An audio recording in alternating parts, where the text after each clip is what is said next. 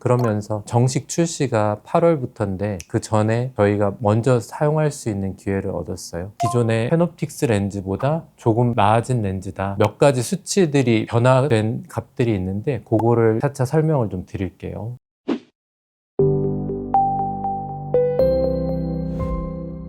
강남 밝은미소안과에서 백내장 수술과 시력 교정 수술을 담당하고 있는 구면 원장입니다. 이제 백내장 수술을 하게 되면 회복도 잘 된 상태에서 결국 남는 건 렌즈가 남는 거거든요. 그 렌즈를 어떤 렌즈를 선택하느냐가 중요하잖아요. 단초점 렌즈만 가지고 수술했을 때랑 달리 지금은 렌즈가 다양해서 이제 고민이 되는 것도 사실이에요. 그래도 다초점 인공수정 중에 많이 썼던 렌즈를 꼽으라면 페노픽스라는 렌즈예요. 아크리소프 페노픽스 그리고 클라레온 페노픽스를 걸쳐서 이제 페노픽스 프로라는 게 나온 건데, 기존의 페노픽스가 아주 만족스러운 렌즈였거든요. 페노픽스가 갖고 있던 약간의 단점들을 보완했다, 이 정도로 생각해 주시면 좋을 것 같아요. 단초점 렌즈는 한 가지 초점밖에 없으니까 멀리 보게 만든 렌즈는 가까운 데가 안 보이고, 가까이 보게 만든 렌즈는 멀리가 안 보이고, 그런 단점이 있는데, 다초점은 멀리랑 가까이를 다 보게 하는 거잖아요. 하지만 더 잘 보이는 거리가 있어요. 빛을 나눠 쓰는 거에 따라서 조금 다른데요. 일반적인 페노픽스 같은 경우에는 멀리랑 가까이를 본다. 특히 이제 30-40cm 정도는 아주 편하게 본다. 그런데 모든 거리가 다 잘 보이는 건 아니고, 보였다가 안 보였다가 보였다가 하는 로스가 있는 부분들이 있었어요. 그거를 보완했다고 볼 수 있어요.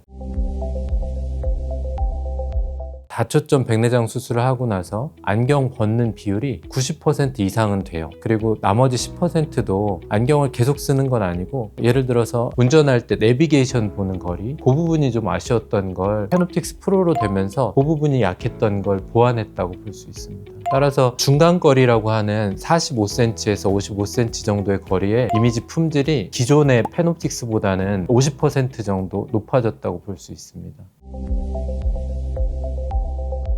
다초점 렌즈다 보니까 빛을 나눠서 쓰거든요. 그래서 밤에 특히 본공이 커졌을 때 야간 빛 번짐이 없을 수는 없는데, 기존의 페노픽스 같은 경우에도 다른 렌즈들보다는 빛 번짐이 좀 적었던 렌즈예요. 그거를 더 줄였다고 볼 수 있습니다. 대략적으로 보면 계단식으로 돼 있는 회절 링을 5.9 마이크로미터에서 2 마이크로미터 정도로 반 이하로 줄였죠. 그게 빛 번짐을 더 줄인다고 하고 있습니다. 빛을 나눠서 쓰는 렌즈다 보니까 나누는 과정에서 손실이 일어나게 돼요. 아예 그냥 날아가 버리는 비율이 있는데, 기존의 페노픽스가 그거를 12%라고 했어요. 즉 100이라면 빛을 나눠서 쓰고 난 다음에 12%는 그냥 날려버렸는데, 페노픽스 프로로 나오면서 그거를 절반으로 줄인 거죠. 94%를 사용한다는 건 그게 다른 렌즈들에 비해서도 더 높은 수치고요. 감도가 좀 더 좋아졌다, 화질이 좋아졌다, 이렇게 볼 수 있습니다.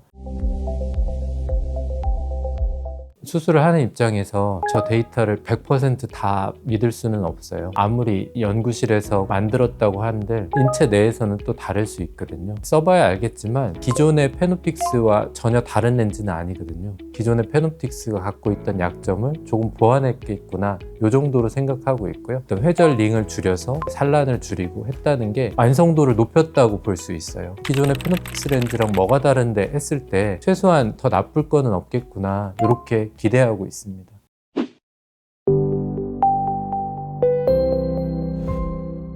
저희 병원이 우리나라에서는 클라레온 페노픽스를 가장 많이 썼던 병원 중에 하나고요. 그 얘기는 기존의 페노픽스로도 충분히 만족감을 많이 드렸던 병원이거든요. 그러면서 정식 출시가 8월부터인데 그 전에 저희가 먼저 사용할 수 있는 기회를 얻었어요. 지금 미국에서는 많이 쓰고 있는 렌즈를 한국에 정식 출시 전에 저희 병원에서 사용할 수 있을 거고요. 이분한테는 어떤 렌즈가 제일 좋을지 자신 있게 권해드릴 수 있는 병원이니까 믿고 오셔서 검사해 보셨으면 좋겠습니다.